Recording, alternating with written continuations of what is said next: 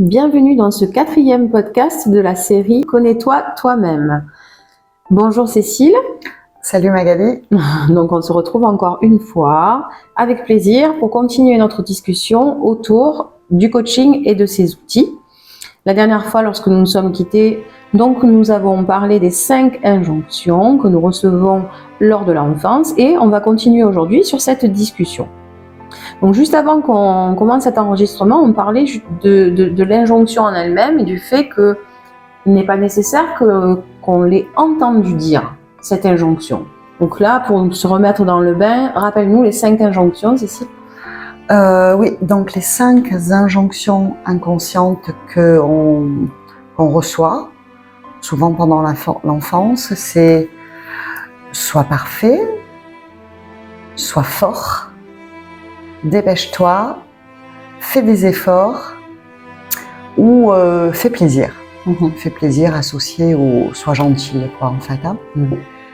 Et oui, pour répondre directement à ta question, c'est des injonctions qui sont inconscientes. Des fois, il y a des parents qui nous ont dit, dépêche-toi, etc. Ou des phrases très claires qui signifient qu'il faut qu'on soit fort. Mais des fois, c'est des messages qui sont passés complètement inconsciemment. Tu peux, par exemple, tout simplement développer en toi le driver. Alors, on dit driver dans ces injonctions, on appelle ça les drivers, du terme anglais drive, qui conduit, parce qu'en fait, ça mène automatiquement donc nos réactions.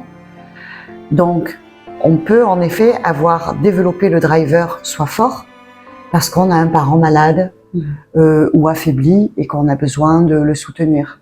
Ouais. Ou même soit gentil, j'allais dire. Et soit gentil, oui, en fait, selon comment on réagit, parce qu'un enfant peut réagir différemment d'un autre, on ne développe pas le même driver, mais on peut donc, tout ça c'était pour dire que sans avoir reçu un message direct des parents, on peut le faire de façon indirecte, parce qu'on sent qu'un parent a besoin qu'on soit gentil, parce qu'il est dans une situation où si on ne l'est pas, on va rajouter de la misère à sa misère. D'accord. Donc oui, effectivement, lorsqu'on est en situation de maladie, parfois les enfants développent sans injonction de notre part ce sentiment de devoir être parfait ou être gentil pour pouvoir plaire aux parents ou recevoir son amour et quelque part aussi lui éviter des souffrances supplémentaires.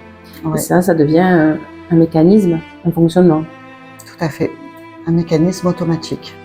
Et pour le coup, il y a une injonction qui est très importante parce qu'on est nombreux à l'avoir reçue consciemment ou pas, c'est « sois parfait ». Oui, en effet, « sois parfait », c'est une injonction. Alors moi, je ne l'ai pas reçue pour le coup.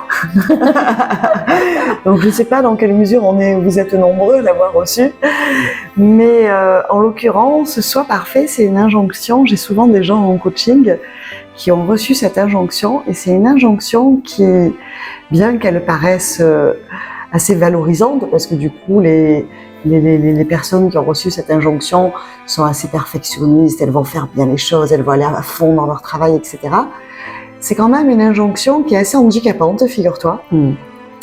Parce que celui qui a reçu cette injonction a tendance à ne jamais se sentir à la hauteur, parce qu'il croit toujours qu'il peut mieux faire.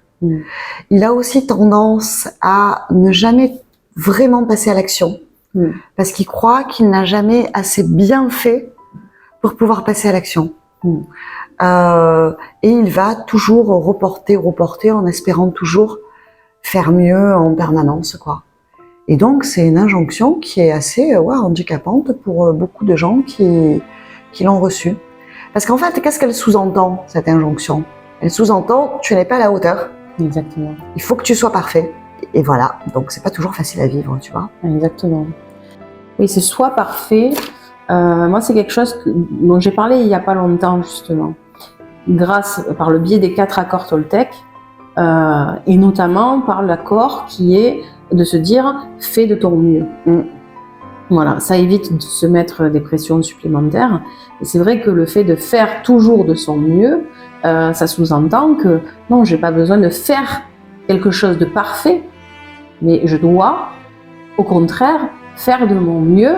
Et donc, mon mieux n'est pas le même mieux que l'autre. Justement, je ne sais pas, tu vois, si celui qui a reçu l'injonction soit parfait, faire de son mieux, ça ne va pas le mener très très loin. Mais c'est ça.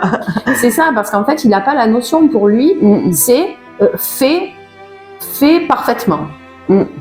Voilà. Oui, fais de ton mieux, ça suffit en fait. Fais du mieux que tu peux. Oui.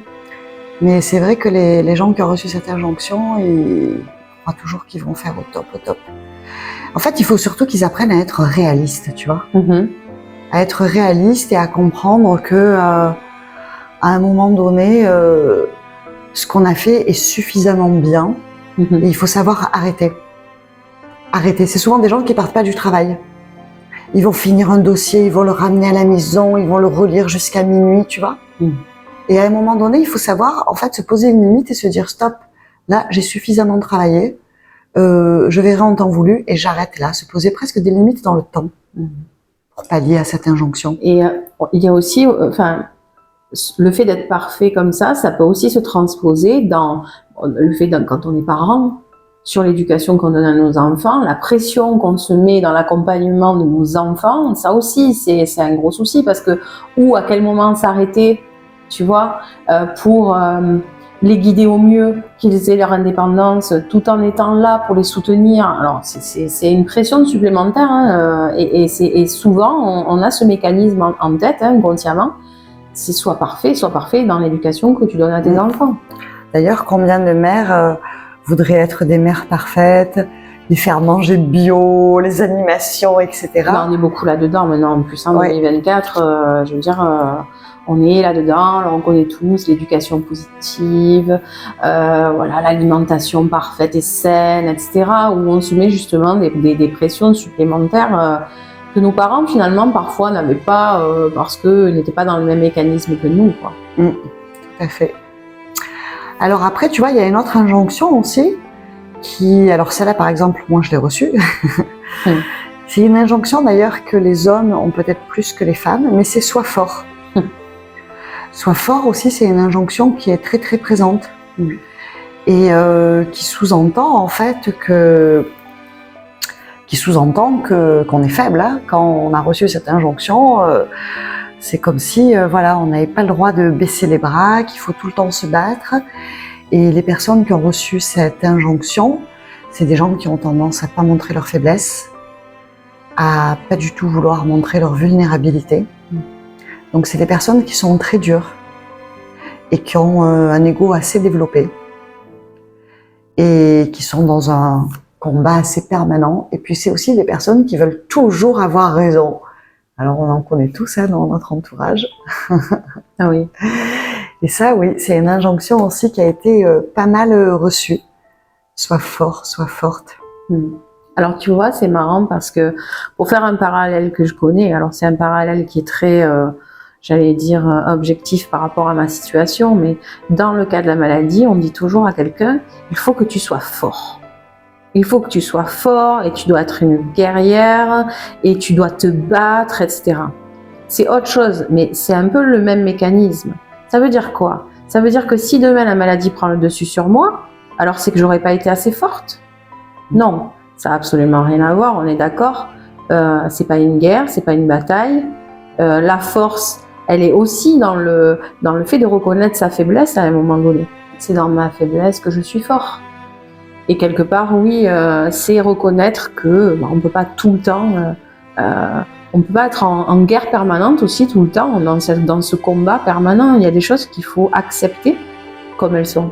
Alors moi, je donne cet exemple de la maladie, mais après, il y a énormément d'exemples dans le quotidien qui sont en lien avec cette injonction et qui font que les personnes sont en lutte permanente. Du coup, il y a des moments dans la vie de tous les jours où justement on pense qu'il faut être fort absolument, etc.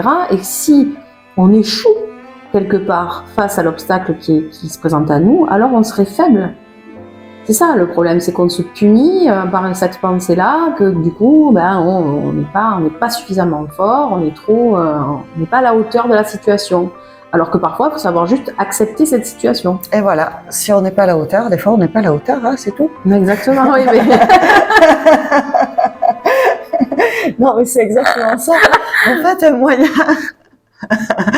moyen de...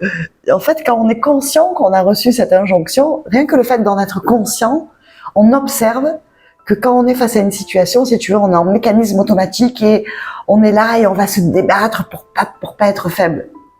Et quand on le sait, qu'on l'observe, on peut justement se détendre et se dire « Ok, je suis pas obligée d'être la plus forte.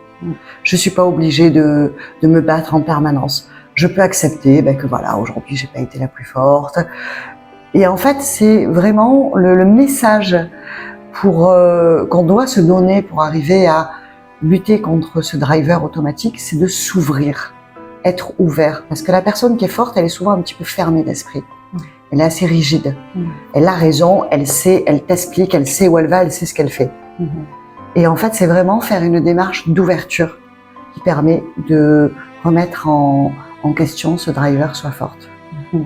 Après, si on élargit un petit peu notre propos aux autres injonctions, les deux dernières injonctions, on les connaît très bien. Alors moi, c'est vrai que dépêche-toi, dépêche-toi, dépêche-toi. Alors ça, c'est la phrase de la maman ou du papa d'ailleurs, qui dit à son enfant en permanence dépêche-toi, dépêche-toi, dépêche-toi. Et il y a aussi cette phrase qu'on répète tout le temps dans l'éducation, qui est quand même très récurrente, c'est fais des efforts. Fais des efforts, fais des efforts. Et oui, et c'est vrai que ces deux drivers-là, ils entraînent aussi des comportements, tu vois. L'enfant qui a réagi à qui a pris vraiment pour argent comptant cette injonction dépêche-toi, il va avoir tendance à s'agiter pour faire les choses, à être un petit peu dans la suractivité. Il va avoir le sentiment à chaque fois qu'il n'arrive pas à se concentrer, qu'il fatigue, qu'il est dans le surmenage. Donc c'est une injonction aussi, tu vois, qui a entraîné des conséquences dans les comportements des gens. Et pour contrecarrer cette injonction, il faut vraiment apprendre en fait à gérer son temps, à se poser un cadre bien défini qui va faire que petit à petit on va y arriver. L'avantage justement avec le coaching, c'est que quand on arrive à trouver les injonctions auxquelles on a répondu, après on pose des actions très claires qui vont nous permettre de travailler sur la gestion du temps pour pouvoir en fait petit à petit changer ce comportement automatique et trouver un rythme qui nous convient. Exactement. Et pareil pour faire des efforts. Faire des efforts, ça sous-entend en fait que si on fait pas d'efforts, on va pas être récompensé. Ça sous-entend que si on fait des efforts, on va être récompensé. Donc finalement, ça veut presque dire, tu vois, que si on travaille pas dur, on gagnera pas d'argent. Il y a beaucoup de gens qui l'interprètent comme ça. L'argent facile, presque, c'est pas possible pour eux parce que dans leur tête, ça se mérite. Il faut faire des efforts.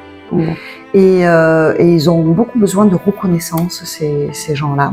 Ils redoublent d'efforts, eux, en permanence, parce que c'est ce à quoi on les a habitués.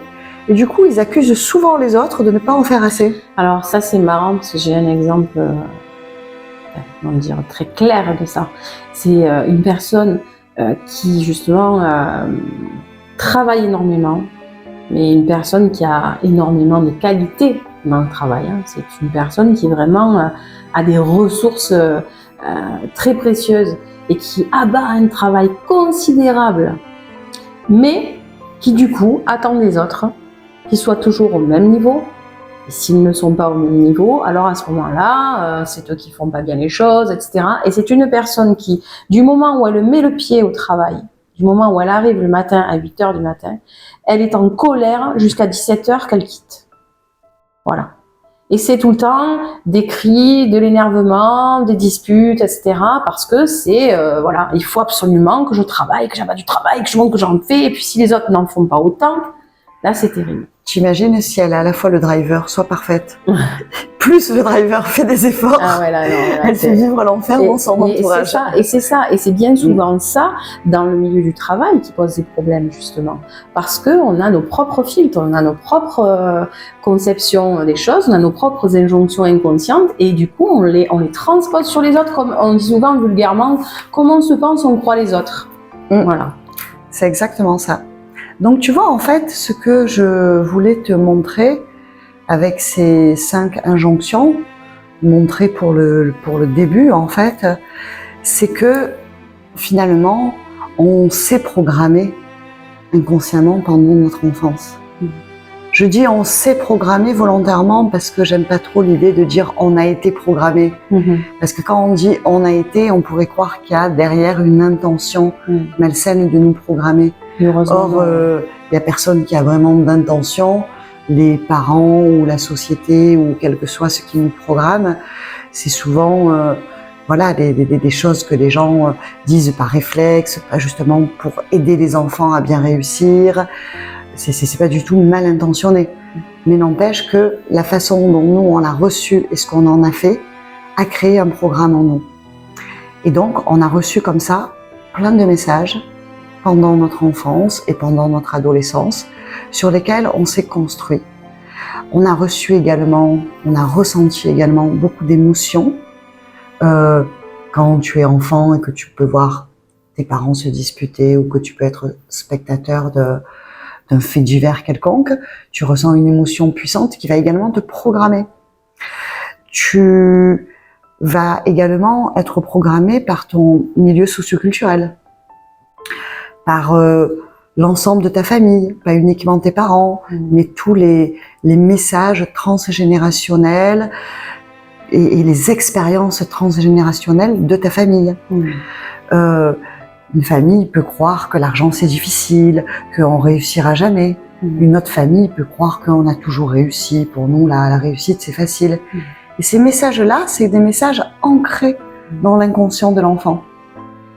Il peut y réagir de deux façons. Il peut le sentir comme un poids, c'est souvent le cas, ou bien se révolter contre et vouloir prouver l'inverse et faire de grandes choses.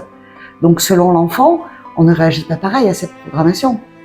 Mais n'empêche que cette programmation, elle est là et qu'elle fait tout un ensemble de croyances qui sont profondément ancrées en nous, souvent inconscientes, et qui vont être en fait le filtre par lequel on va regarder la vie. Et on va pouvoir en fait parler de ça, si tu veux, dans la prochaine séance, parce que quand on comprend le filtre à travers lequel on regarde la vie, on arrive mieux en fait à revenir à un regard un petit peu objectif si on connaît ses lunettes, les verres à travers lesquels on regarde. Exactement, exactement. Eh bien, on va en parler dans la prochaine, notre prochain numéro plutôt. Merci beaucoup Cécile encore pour cet échange. Je t'en prie Magali, avec plaisir.